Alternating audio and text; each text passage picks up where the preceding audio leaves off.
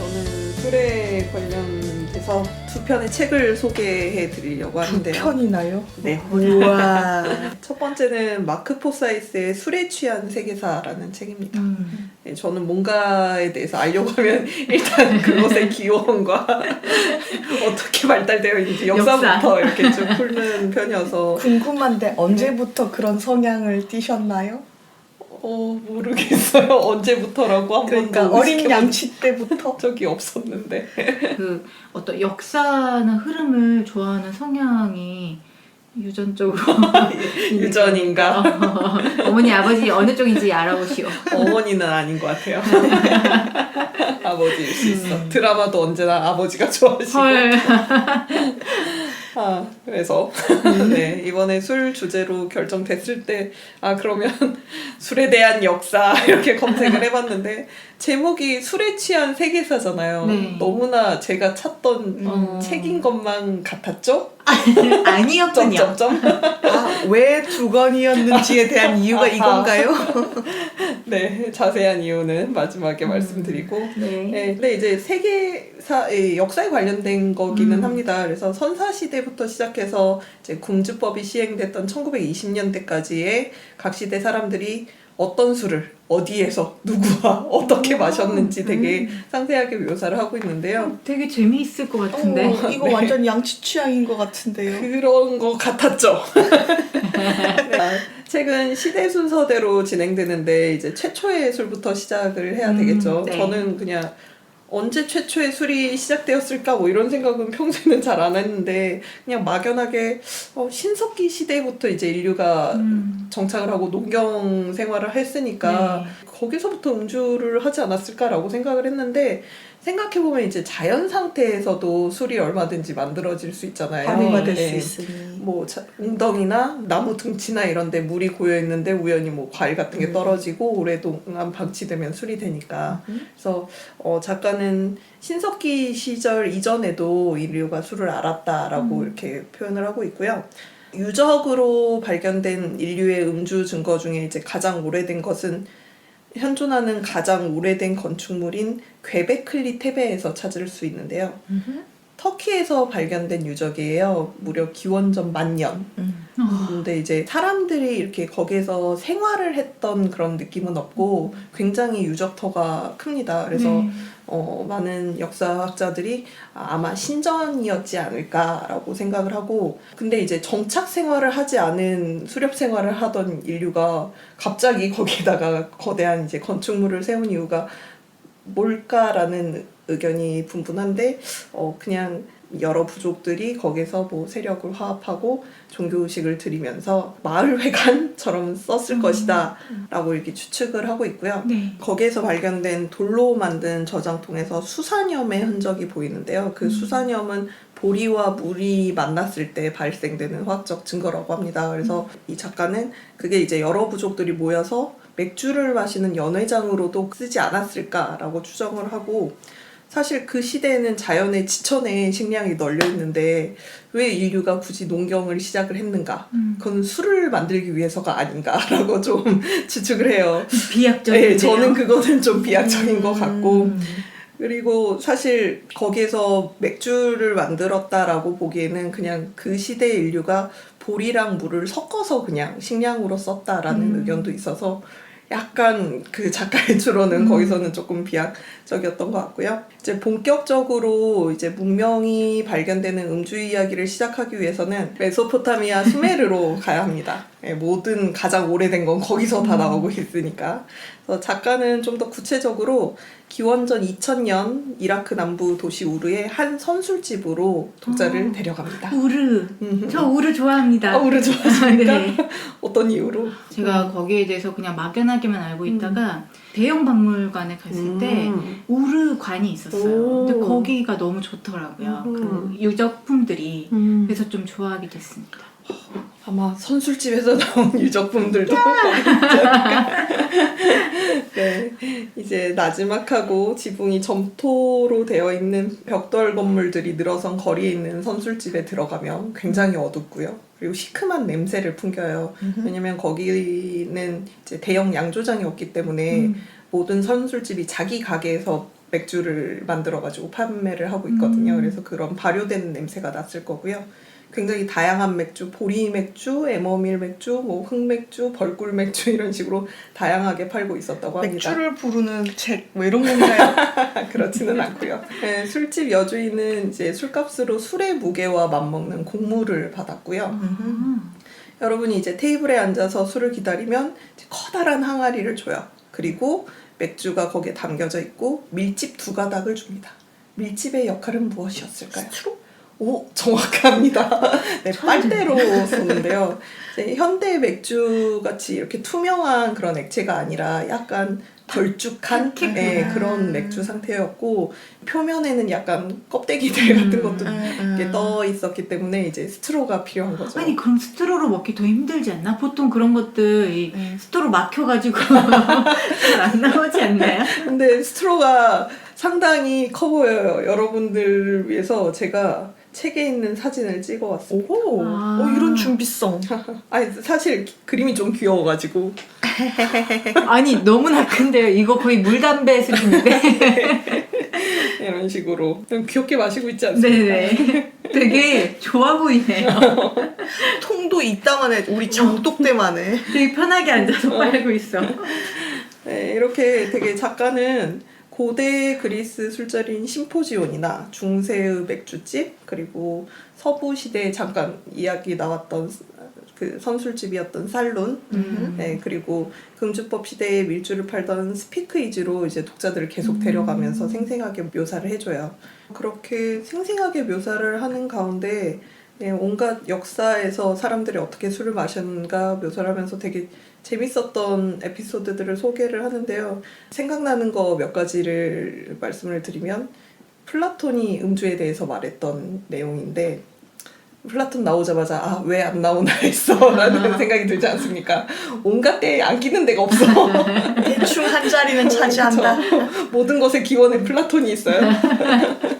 네, 플라톤이 이렇게 말했다고 싶은 말인데 플라톤은 음주는 운동과 다름이 없다라고 말을 했대요. 어떤 면에서요? 처음 할 땐 힘들지만 훈련을 거듭하면 술을 마셔도 끄떡이 없다라고 하면서 네, 플라톤은 술을 많이 마셔도 몸가짐을 바르게 할 수 있는 것이 이상적인 인간이다라고 말을 했다고 합니다. 너무 갖다 붙이는 것 같은 느낌이 드는데 저는 근데 약간 우리나라도 약간 그런 느낌이지 않나요? 술은 굉장히 많이 마시기를 권하지만 그렇다고 이게 취해서 막 고주망태가 되는 거는 조금 안 좋아하잖아요. 여기서 진짜 근원적인 질문. 술을 왜 마시는 그러니까 거죠? 그쵸. 아니 안 마셔도 살 수 있는데 굳이 이렇게 정신을 똑바로 차리려고 훈련을 하면서까지 마셔야 되는 이유가 뭐죠? 시험하기 위해서. 알코올 중독과 뇌를 파본 선인장 말에 따르면 오. 술을 마시면 도파민과 엔돌핀이 급증하기 때문에 가장 손쉽게 기분이 편해진다? 아하. 그것 때문에 약간 중독성이 생긴다고 하더라고요. 한번 이제 납득하지 못하고 있어. 자 넘어갑시다. 네, 어쨌든 되게 뜬금없었고. 네. 6세기 중세에서는 이제 수도원이 유행이었었는데, 아, 저는 이걸 보고, 아, 우리 선인장 이렇게 마셔도 되겠다라는 좀 위안감을 얻었는데요. 왜 저를 자꾸 집어넣으시죠? 저 좀 빼주세요. 네. 빼주세요. 네, 빼주세요. 수도원 유행을 선도한 성 베네딕트는 굉장히 합리적인 성격의 사람이었다고 합니다. 그래서 수도원의 규칙도 그렇게 엄격하게 만들지는 않았대요. 근데 40번째 규칙이 다음과 같은데 좀 읽어드릴게요. 사람은 모두 어떤 식으로든 하느님에게서 고유한 선물을 받는다. 따라서 다른 사람이 먹을 음식 분량을 정하는 것은 다소 주저되는 일이다. 이 말에서 좀 합리적인 성격이다라는 게 보여지지 않나요? 개인의 자유다. 그럼에도 나약한 형제들의 욕구를 감안하여 우리는 하루에 1헤미나의 포도주면 충분하리라 믿는다. 해나? 네, 1헤미나는 0.3리터 맥주 한 캔입니다. 선인장님 그렇게 드셔도 될 것 같습니다. 합리적입니다. 수도사들도 그렇게 먹고 있어요. 저 정도면 절제하는 거군요. 딱 알맞게. 네. 그리고 덧붙이기를 해당 지역의 상황이나 담당하는 노동, 여름철 더위로 말미암아 더 많은 양이 필요할 때는 수도원장의 적절한 판단이 필요하다. 라고 이렇게 조금 고무줄처럼 이렇게 여지를 줬어요. 유연하게. 네, 그 중세 영국 쪽은 더 술에 관대한 문화여서요. 영국의 사제 엘프릭은 나는 맥주가 있으면 맥주를 마시고 맥주가 없어야 물을 마신다라는 격언을 쓴 사람인데요. 그러면서 이제 일반 수사들에게 맥주가 너무 비싸게 지급된다라고 아쉬워했다는데 그 당시 수사들에게 제공되는 표준 배급량이 1길런 3.7리터였다고 합니다. 얼마에 3.7리터죠? 며칠 동안 마시는 거죠? 하루에 3.7리터. 물 대신 마시라고 진짜 줬군요. 그렇죠. 맙소. 그럼 뭐 항상 취해 있는 거 아니에요? 근데 아까 선인장님이 말씀하셨듯이 맥주가 그 당시에는 도수가 그렇게 세지는 않아서 정말 이도 그러니까. 이렇게 취해 있는 상태는 아니었을 것 같아요. 그 밖에 뭐 신기했던 거는 1797년 미국에서 가장 큰 증류소의 소유주가 우리가 너무 잘 아는 조지 워싱턴이었고요. 오. 조지 워싱턴이 대통령을 출마했을 때 유권자들에게 공짜 술을 돌렸다라는 그런 사소한 게 재밌었고 그리고 왠지 술집은 남성들만 되게 다니고 남성들의 전유물이었을 것 같은데 15세기 영국의 맥주집에서는 여성들이 무리지어 술을 마시기도 했다고 합니다. 그리고 웃겼었던 에피소드 중에 하나가 이제 1700년대 영국에서 진 광풍이 불었는데 그때 진의 알코올 도수가 이제 80도 가까이 됐던 술이었대요. 근데 이게 광풍이 분 거예요. 네. 사람들이 정말 취해가지고 꽐라가 돼서 네. 온갖 사회적인 문제를 일으켰던 거죠. 그래서 영국 의회에서는 이렇게 술을 마시면 안 되겠다 하면서 뭐 세금을 부여한다던가 아니면 특정 사람만 뭐 양조를 할 수 있게 한다던가 뭐 이런 식으로 규제를 시작을 했는데요. 그렇게 규제가 들어가니까 더들리 브래드스트리트라는 한 사람이 진을 팔기 위해 야옹야옹 기계라는 걸 만듭니다. 야옹야옹 기계예요? 네. 영어로는 미우미우 머신이라고 되어 있는데 네. 사실 머신이나 기계라고 볼 법한 그런 건 아니고 빈집을 하나 빌려요. 그리고 창문에 고양이 그림이 있는 간판을 이제 창문을 막습니다. 네. 그리고 고양이 입과 발에 이제 구멍을 뚫어요. 그래서 이제 아침에 영업을 시작을 하면 어떤 사람이 와서 고양이 입에 이렇게 동전을 이렇게 넣고 야옹 입펜서 진을 주세요 라고 말을 하면 발로 발 쪽에 이제 관을 이렇게 뚫어놓고 발에서 이제 진이 흘러나오는 거죠. 그러면 그걸 받아서 이렇게 가는 거예요. 인간 자판기 같은 거다. 그런 수동 거죠. 자판기. 네, 그런 식으로 꽤 돈을 많이 벌었다고 하네요. 되게 웃기죠. 귀엽네요. 네. 이런저런 에피소드들이 즐비한 책이고요. 이 책의 장점은 정말 재밌어요. 재밌고 처음 본 에피소드들도 많고 또 묘사를 되게 잘해줘서 생생하게 이제 그 시대의 선술집에 들어간 것처럼 이렇게 묘사를 해준다는 게 있어서 뭐 바로 옆에서 사람들이 왁자지껄 술 마시고 있는 그런 생동감을 줍니다. 근데 단점은 장면 전환이 너무 빨라져요. 타임머신을 타고 그 술집에 갔는데 순간 휙 바뀌고 휙 바뀌고 이리저리 점핑을 하는 느낌이거든요. 그래서 뭔가 술 역사를 이렇게 쭉 훑어서 알려준다기보다는 그냥 단편으로 짜여진 느낌이 들어요. 그냥 이야기를 모아놓은 느낌이네요. 네네. 그래서 이 시점에서 제가 책 앞장을 자세히 봤었어야 했는데 책 앞장에 이제 술에 취한 세계사라고 제목이 있고 그 위에 원제가 써 있습니다. A short story of drunkenness라고 돼 있어요. 취함에 관련된 짧은 이야기. 세계사라는 거는 어디에도 없네요. 네네. 세계의 역사가 군데군데 들어가 있지만 작가의 의도는 이제 그런 단면들을 보여주는 모음집이었던 거죠. 역사적으로 훑는 게 아니었다. 그래서 머리말에 작가가 음주의 역사는 인류 전체의 역사와 같으므로 이거를 이제 여기서 소개하기에는 너무 방대하기 때문에 그냥 역사상 특정 시점만 선택해서 사람들이 어떻게 만취하게 됐는지를 쓰려고 한다라고 이렇게 써놨더라고요. 근데 제가 분명히 머리말을 읽었거든요. 아, 저런. 네, 굉장히 이렇게 건성건성 읽고 이렇게 넘어간 거죠. 대충 읽었군요. 네, 끝나고 나서야 그 의미가 그 의미인 줄 알았죠. 근데 이제 이거는 그냥 제가 원했던 책의 방향하고 좀 달랐을 뿐이지 굉장히 옛날 사람들이 어떻게 취했는지 어떤 술 취한 에피소드들이 있었는지 이런 것들이 재밌게 묘사되었다는 장점이 있고요. 네. 근데 이제 제가 책을 2권 가져온 이유를 알겠다라고 하셨는데 사실 그렇게 이 책이 마음에 들지 않았었던 게 첫 번째 아까 말씀드렸던 이유도 있지만 두 번째는 작가가 영국인인데 영국 문화 특유의 약간 냉소적인 유머가 있잖아요. 그게 어떤 부분은 되게 맞아서 키득키득 웃게 되는데 어떤 부분은 진담이야? 뭐? 막 이러면서 정색하게 만드는 거예요. 그래서 이게 되게 확 부각됐던 게 오스트레일리아를 설명하면서 근데 이제 오스트리아의 초기 역사는 범죄자들을 거기에 유배시키면서 생겼잖아요. 그러면서 범죄자들과 그걸 통제하려고 하는데 통제되지 않는 상황에서 벌어지는 제가 봤을 땐 되게 끔찍한 사건이 있었거든요. 되게 보자마자 기겁했던 사건인데 그거를 작가가 이러한 유쾌한 사건이 일어났다라고 서술을 한 거예요.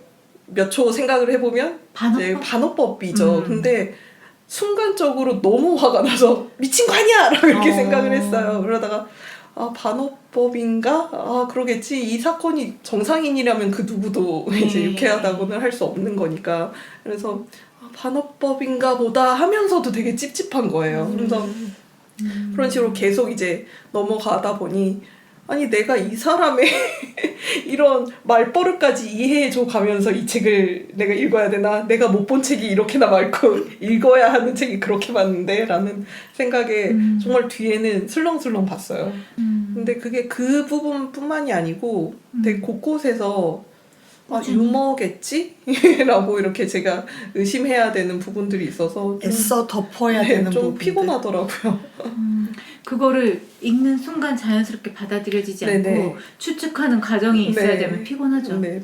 몇몇 부분은 분명히 이제 되게 웃긴고 이제 재기 넘치는 부분이 있었는데 저는 근데 약간 영국식 그런 냉소적인 유머가 좀 안 맞는 것 같아요.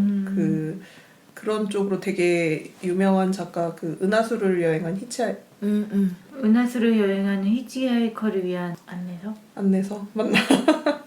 네, 그 작가 작품도 웃기는 와중에 몇 군데 좀 불편했던 부분들이 있었거든요. 그러니까 취향이 좀 그쪽하고 노선이 좀 안 맞는 것 같아서 저는 이제 보다가 그냥 빠르게 정리한 책입니다. 근데 그런 쪽의 유머를 좋아하시는 분이나 미시사적인 그런 생활사를 좋아하시는 분들은 되게 재밌게 보실 수 있을 것 같아요.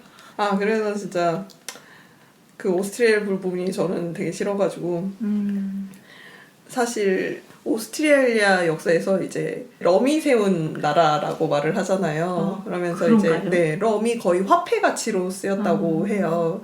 그러면서 저는 약간 어렸을 때 가장 처음으로 동경했던 술이 럼이었거든요. 럼주. 꼭 왜요? 동화책에 또 해적들이 항상 또 술통을 막 두들리면서 호호호 막 이러면서 럼주를 마시고 그랬었어요. 아니고 럼주를 마셔야 사과도 이렇게 먹고. 네, 그래서 좀 어른이 되면 마셔보고 싶다라고 생각했던 그런 술이고 오늘 가져온 모히토는 럼을 기반으로 그렇죠. 한 칵테일입니다. 바카디는 유명한 럼이죠. 네. 근데 그 오스트레일리아 초기 역사나 카리브해 쪽에서 럼이 발달이 됐는데 그 노예상들이 이제 럼을 들고 다니면서 이제 럼을 화폐로 인간을 매매하고 그랬던 역사가 있고 그래가지고 어렸을 때처럼 그냥 마냥 몰랐을 때처럼 이렇게 마냥 동경할 수는 없고 좀 여전히 모히토 이런 거 좋아하긴 하는데 좀 씁쓸하구나 이런 생각을 했었어요. 그래서 씁쓸하기도 하고 마음에 들지도 않는 책이어서 이대로는 끝내기가 좀 그래가지고 두 번째 책을 들고 왔습니다. 두 번째 소개할 책은 저희가 지속적으로 언급하는 비운의 스포츠 편에서 정말 네. 많이 언급되는. 그냥 다음 주제 스포츠 하시죠. 어? 아니 진짜 다른 어떤 화도 이렇게 나중에 언급되는 경우가 없어. 그러니까 유일하게 방송되지 못한 비운의 스포츠 편만 계속 언급돼. 우리 사장 때 녹음 되게 많은데. 거기서 이제 콩님이 소개했던 우아하고 호쾌한 여자축구의 작가님 김원비 작가님의 두 번째 책 네, 알고 있습니다. 아무튼 술을 가져왔습니다. 이제 아무튼 시리즈는 소영 출판사 세 곳이 모여서 만든 브랜드고요. 무튼. 아니요, 그렇진 않습니다. 그러니까 위고, 제철소, 코난북스 이렇게 세 출판사가 모여서 만들었고요. 1권은 아무튼 피트니스로 시작을 해서 지금 아무튼 예능까지 총 23권까지 나왔고요. 헐. 다양한 작가들이 다양한 소재로 에세이를 무겁지 않게 짧게 분량도 되게 얇거든요. 그래서 짧게 에세이를 써놓은 그런 작품집이고 생각만 해도 좋은 설레는 피난처가 되는 그런 한 가지가 당신에게는 있나요? 이런 질문에서 시작된 에세이 시리즈라고 해요. 그 말은 아무튼 술은 술이 네, 위로가 되고 피난처가 됐다는 얘기죠. 이 아무튼 시리즈를 친구한테 들었었어요 예전에. 그래서 되게 재밌어 보여가지고 한번 읽어봐야 되겠다라고 생각을 했는데 이번 술 준비하면서 이 에세이도 읽게 됐고요.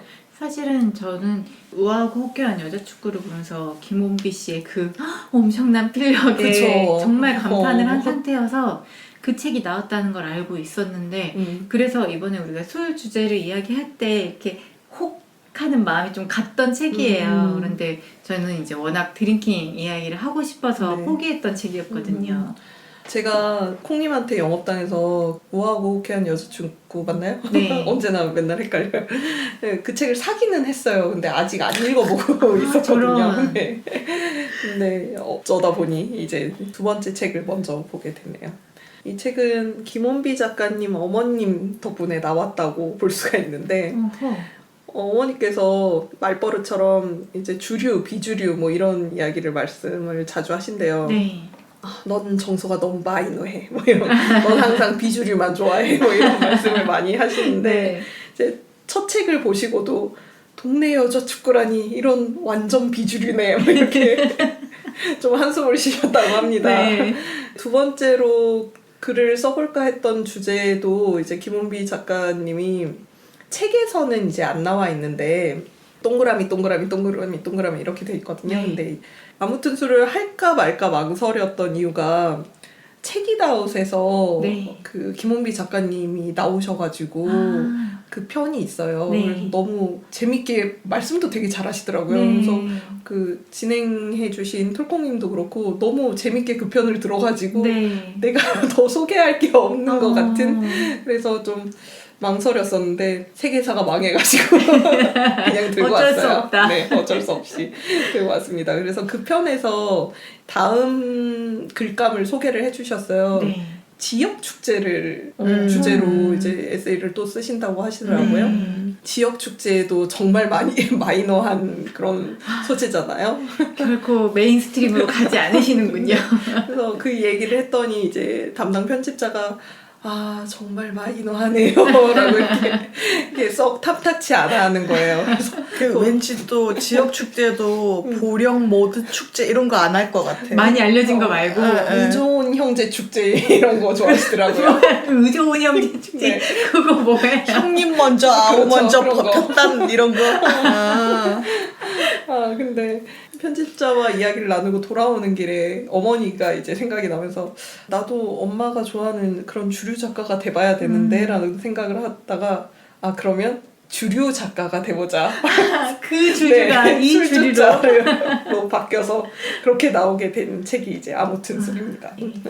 처음에 이제 프롤로그 시작하고 두 번째가 이제 첫술 뭐 이렇게 시작을 해요. 그래서 첫술부터 시작해가지고 뭐 주사란 무엇인가, 어떨 때 술을 마셨는데 위로가 됐는지, 어떻게 술을 마시면서 사람을 만났는지 뭐 이런 이야기를 계속 해 나가는데 정말 너무 글을 잘 쓰세요. 너무 웃기게 잘 쓰세요. 진짜 정말 재밌죠. 키득키득 웃으면서 이렇게 보게 되거든요. 그래서 아니 이렇게 글 쓰는 작가 거를 내가 아직까지 안 봤었단 말이야 싶을 정도로 이제 당장 와 호쾌한 여자 축구를 봐야 되겠다 이런 마음이 들 정도로 글이 너무 마음에 들더라고요.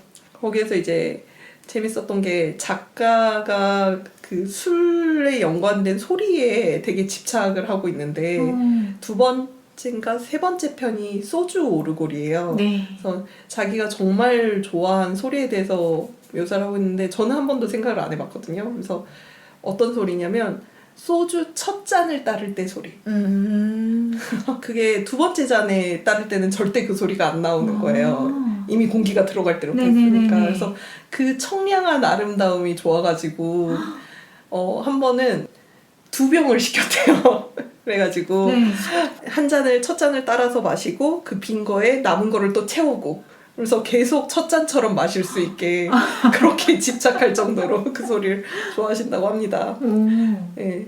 책이라웃 김홍빈님 편에서 직접 그거를 시연하고 있으니 궁금하신 분은 찾아가서 들어주시면 좋겠어요. 저 어릴 때 이거 비슷한 짓 하고 놀았었어요. 아 정말요? 그 사이다병 같은 거 있잖아요. 콜라병 네. 같은 거에다가 물 가득 채워서 이렇게 또로록 따르고 또 이렇게 따르고 이렇게 하면서 소리 너무 좋지 않나요? 네. 저는 진짜 한 번도 생각을 못 해봤었는데 섬세하신 분인 것 같아요. 그리고 이제 세상에서 가장 아름다운 술의 소리를 들은 것은 헬싱키에서 상트페테르부르크로 가는 페리 안에서 들었다고 합니다. 저 페리에 대한 로망이 좀 있거든요. 그래요? 네, 언젠가 한 번은 호화 크루즈 여행을 해보겠다라는 로망이 있어요.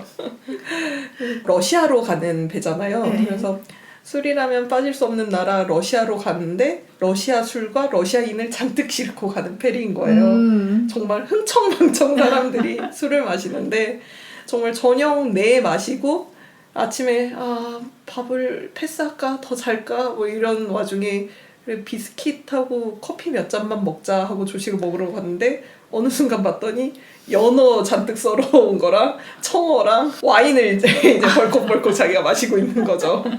해장술이네요. 그렇죠. 한국에서는 한 번도 해장술 이런 걸 해본 적이 없었던 작가인데 그 배에 가니까 그렇게 마시게 되더라고 우와. 합니다. 그리고 다른 테이블을 봤더니 다른 사람들도 다들 그렇게 와인병을 비우고 있었고 그 사람들은 다 어제 저녁에 봤던 바로 그 사람들. 술 마시던 그 사람들이고 그래서 대체 이 배에서는 무슨 일이 벌어지고 있는가 무슨 작용을 하는 걸까 막 이렇게 고민하고 있는데 네. 이제 같이 동행했던 남편분이신 것 같은데 거기서는 남편분이라고는 안 나왔고 네. 이제 동행했던 동행인이 야 이거는 꼭 좀 들어봐야 돼 일로 와봐 해가지고 자기를 끌고 어디론가 데려가대요. 근데 거기에 이제 배 안에 있는 면세 코너였는데 자 이제 소리를 들어봐봐 집중해봐 막 이렇게 하는데 뭐 면세점 소리야 뻔하잖아요. 네. 뭐 사람들 왁자지껄하고 시끄럽고 상품 찍는 소리 삑삑 이렇게 소리 나고 그래서 대체 무슨 소리를 들으라는 거야 뭐 이렇게 말을 하려고 하는데 그 순간 이제 소리가 들리는 거예요. 배가 움직이면서 약간씩 이렇게 미동이 있잖아요. 네. 그럴 때마다 술병들이 옆과 앞뒤로 이렇게 찰그락 하면서 이렇게 부딪히는 소리가 나는데 그 소리가 이제 들리기 시작한 순간부터는 그 소리만 들리면서 네. 너무나 아름다운 천상의 하모니로 이렇게 들렸다는 겁니다. 그래서 배 전체가 흥청망청 놀 수 있었던 비밀을 찾았다면서 이렇게 수많은 술병들의 노래가 아름답게 BGM으로 깔리는데 마실 수밖에 없지 않는가 이렇게 말씀을 하시거든요. 그래서 그렇게 섬세한 부분을 되게 아름답게 묘사할 수 있는 작가인 것 같아요. 재밌는 에피소드들이 많은데 그 중에 하나만 더 골라보자면 어느 날 이제 집에 가서 술을 마시려고 전집에 가서 포장 주문을 하고 있는데 잘 되는 전집이었나 봐요. 그래서 주문이 좀 밀리고 주문을 하고 이제 혼자 테이블에 앉아서 좀 기다리고 있었는데 주인 아주머니께서 이제 주문이 밀려가지고 이게 전 나오는 거에 좀 시간이 걸리니까 먹으면서 기다리라고 테이블마다 돌아다니면서 김치전을 이제 하나씩 이렇게 나눠주시더래요. 네, 김치전을 이렇게 젓가락으로 찢어서 이렇게 한 입 먹는 순간 이제 저절로 손이 올라가면서 여기 막걸리 한 명 주세요라고 외치게 된 거죠. 그래서 그 수많은 전집에서 많은 사람들이 이제 무리지어가지고 막 뭐 마시거나 먹거나 하고 있는데 자기 혼자 이제 앉아서 전이랑 막걸리를 너무 행복하게 먹고 있으니까 네. 주인 아주머니가 다시 오시더니 아 그러면 술이 남잖아 한 병엔 2장이지 하면서 김치전을 한 잔 더 주시더라고. 어머, 그 순간 정말 주인 아주머니께 반할 뻔했다며 라고 하는데 너무 사랑에 빠질 것 같은 그쵸. 순간인데요. 너무나 멋있는 장면 아닙니까? 네. 플로팅인 줄? 그러면서 한 쌍으로 묶이는 음식의 소진 속도와 적절한 양적 균형까지 생각이 미치는 사람은 매우 소중하다라고 이렇게 평가를 하고 있어요. 아니 그걸 또 그런 식으로 그렇게 그렇죠. 표현하실 수 있다니 정말.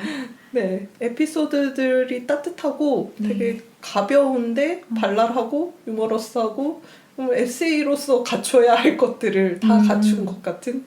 저는 에세이를 사실 그렇게 많이 보는 편은 아니었거든요. 네. 저는 이야기를 좋아하는데 아. 에세이는 물론 이야기긴 한데 굉장히 짧은 이야기들이잖아요. 네. 전 서사 중시하거든요.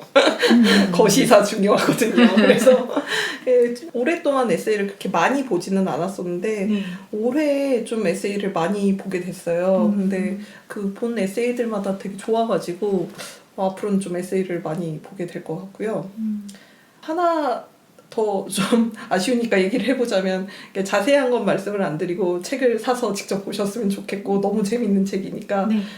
작가님이 이제 너무 취해가지고 버리는 실수 같은 게 있었는데 짧게만 말씀드리면 이제 택시를 타고 가는데 자기가 게임을 하고 있다고 착각을 해서 네. 그 보조석에서 이렇게 운전을 이렇게 했던 어머, 그런 에피소드가 있는데 취해서? 네, 아, 취해서. 깜짝 놀랐다.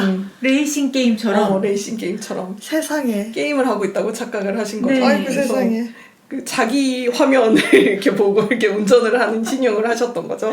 그래서 그걸 보면서 뭐가 생각이 났냐면 아까 술에 취한 세계사에서 네. 그리스 시대의 에피소드 중에 하나가 청년들이 술집에서 술을 마시는데 술에 너무 취하니까 어지럽잖아요. 네. 순간 자기들이 배에 있다라고 생각을 한 거예요. 헐. 그러면서 자신들은 풍랑을 맞은 그런 배 위에 있고 이거를 헤쳐나기 위해서 우리는 배의 그런 하중을 줄여야 되기 때문에 짐들을 버려야 된다.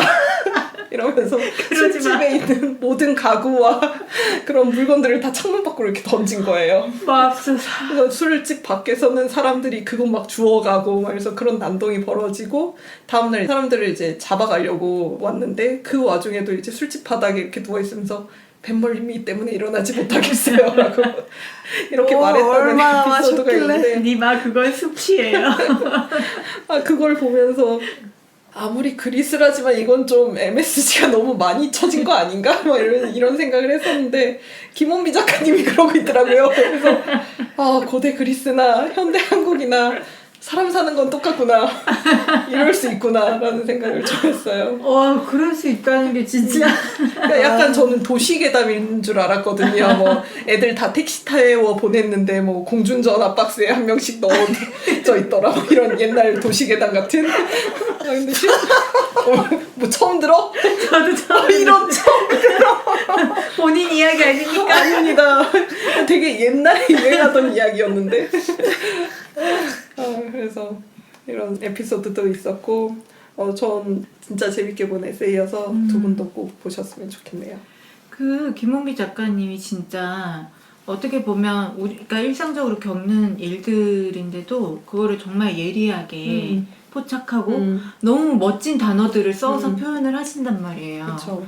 그리고 우아하고 호쾌한 여자친구도 보시면은 정말 유쾌해요. 너무 막 빵빵 터지고 킥킥거리게 되고 맞아요. 그런데도 가볍지가 않아요. 그 안에 담고 있는 이야기들은 다 우리한테 어떤 울림을 주는 그런 이야기들이어가지고 와 이게 진짜 뭐랄까 제가 드링킹을 볼 때도 느꼈던 건데 이런 거는 타고난 재능이라고 할 수밖에 없는 것 같다. 맞아요. 재능 있는 작가인 것 같아요. 네. 또 하나 그냥 개인적인 TMI를 말씀드리면 저는 이제 리디북스에서 이북으로 봤거든요. 그래서 네. 좀 출퇴근길이나 점심 혼자 먹을 일 있을 때 그냥 보기 좋더라고요. 네. 짤막짤막 네, 읽을 수 있어. 그리고 에피소드들도 되게 짧게 돼 있어서 그래서 되게 잘 봤다라고 만족하고 있었는데 네. 예스24에서 네. 마그넷 오프너를 이벤트로 같이 주고 있는 거예요. 아 저런. 아 저런이란 생각이 들죠. 네네네네. 네, 조금 아쉬웠습니다. 저는 사겠습니다. 아 우아하고 호쾌한 여자축구는 종이책으로 사셨나요? 네, 종이책으로 샀어요. 저는 제가 전자책으로 사서 너무 재밌게 읽고 난 다음에 이건 종이책으로 샀어야 했다라고 후회하는 책이 몇 권 있는데 그 중에 한 권이 그 우아하고 호쾌한 여자축구거든요. 빨리 보고 저도 그런 마음이 들어서 이제 친구들한테 빌려줬으면 좋겠고 그리고 또 약간 불만인 점은 그 우아하고 호쾌한 여자축구 표지가 네. 뭐라고 하죠? 전묘법? 약간 그렇게 도체로 돼 있어요. 이렇게 돼 있어가지고 난시 환자인 제가 볼 때는 너무 어지러워서 표지를 벗겨내고 이렇게 놔뒀거든요. 그래서 네. 종이 커버 씌우셔야 될 듯. 오늘 술을 주제로 좀 떠들어 봤습니다. 네. 근데 뭐 다양한 주제가 나온 것 같아요. 금주법에 대한 이야기, 알코올 중독에 대한 이야기, 또 술을 되게 좋아하고 찬양하는 뭐 에세이에 대한 이야기도 나오고. 이제 진짜 해도 빨리 지고 날씨 쌀쌀해지고 있습니다. 밤에 따뜻한 술 한잔 하시면서 저희 팟캐 들어주시고요. 오늘 또 수고 많으셨고요. 여기까지 들어주셔서 감사합니다. 감사합니다. 감사합니다.